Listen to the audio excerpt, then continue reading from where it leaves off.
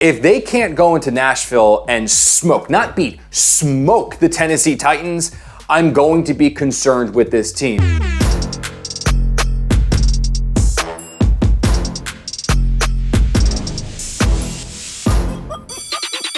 Welcome to another edition of Jets Class. We are pumped to have you guys aboard. Was hoping that we'd be talking to you today after a Jets victory. Unfortunately, that did not happen. So where should your worry meter be after this loss to the 49ers? We are going to address that. Plus, Haason Reddick, would he actually have made a difference? When will he return to this team? We're getting to that. We're also going to open up the mailbag to address your concerns on the state of this team. All of that starts right now with our first segment, like we begin every week. It's the takeoff.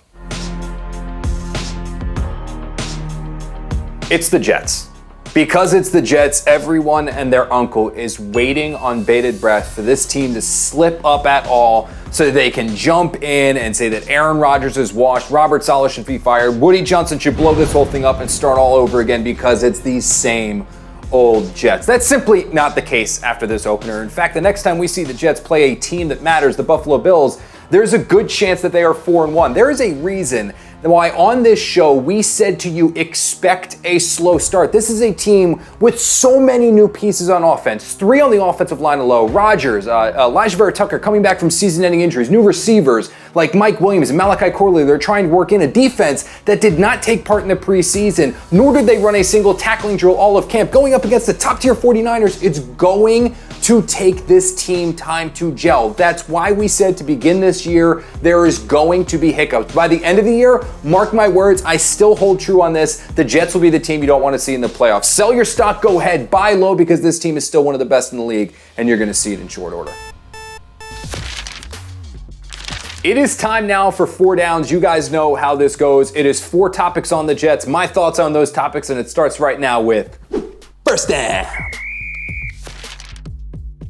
My worry meter on the Jets right now is like a 0.5. There were certainly aspects of that opener that I didn't think were awesome and are certainly worth monitoring moving forward, but it's nothing that I truly believe is going to impact this team long term. With that said, if they can't go into Nashville and smoke, not beat, smoke the Tennessee Titans, I'm going to be concerned with this team because Will Levis, he is not Brock Purdy. There's no one on this Titans offense, especially, like Calvin Ridley maybe, but there's no one out there that's like Brandon Ayuk, Deebo Samuel, Jordan Mason filling in for Christian McCaffrey. I would take either of those two guys, obviously, over Tony Pollard, who's not the back that we thought he was going to be when he got franchise tagged by the Dallas Cowboys. This is a Titans team that should be picking top 5 to 10 in the NFL draft. The Jets are a team that believes they can make a legitimate run at the Super Bowl. This is a game, an opponent that the Jets should have absolutely no problem with. If they still can't get to Levis like they couldn't really pressure Purdy, if they can't stop Pollard like they couldn't stop Mason, if this offense can't get going against this defense, then you know what?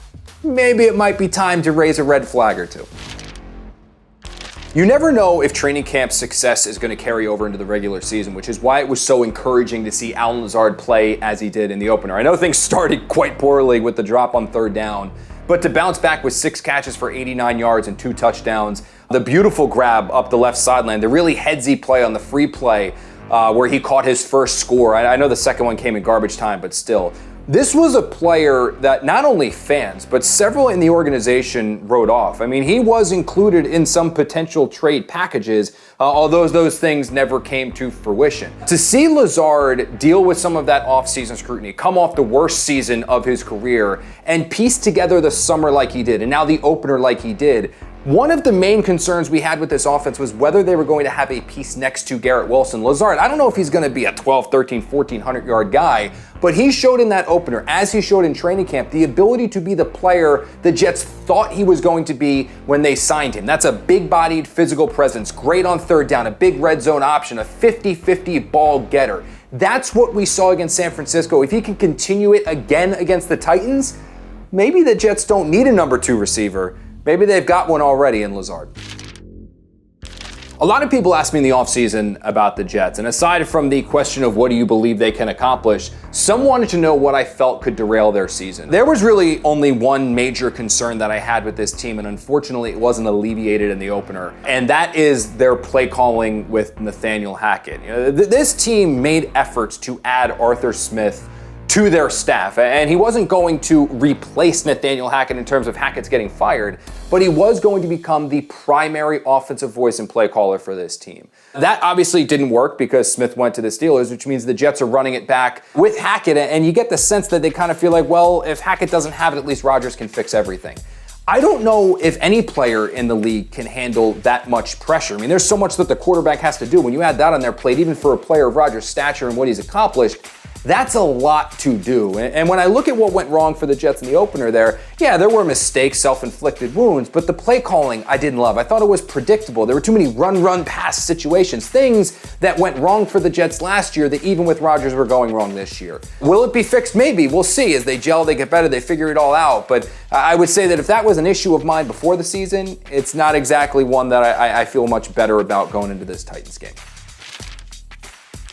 I don't know if Reddick watched the Jets opener against the 49ers, but if he did, he probably had a smile on his face, believing that his leverage increased quite a bit, considering the Jets could not get to Brock Purdy too often with their front four. Now, I think the reason why the Jets couldn't get home had nothing to do with Reddick or the players that they have, and more the fact that they just couldn't stop the run, so they weren't in too many pass rushing situations where they could just pin their ears back, and Reddick doesn't play the run anyway, so even if he was on the field, he wasn't going to make too much of a difference in that game. With that said, though, the Tennessee Titans, they are not the San Francisco 49ers.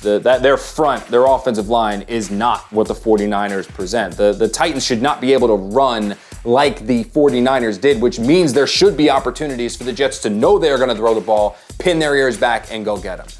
We've talked a lot about Reddick, and it's all about leverage. And the fact that the Jets, because they've spoken so highly of Jermaine Quinn, Javon Kinlaw, Will McDonald, they say he is a luxury. They'd love to have him and make him better, but they don't need him. If they can't get to Levis this Sunday in Nashville, Reddick is no longer a luxury. He is a necessity. And once he is a necessity, he and his agency with Tory Dandy can go to Joe Douglas and say, you need to pay me. And I'm not so sure Douglas will have any opportunity or any other option but to do just that.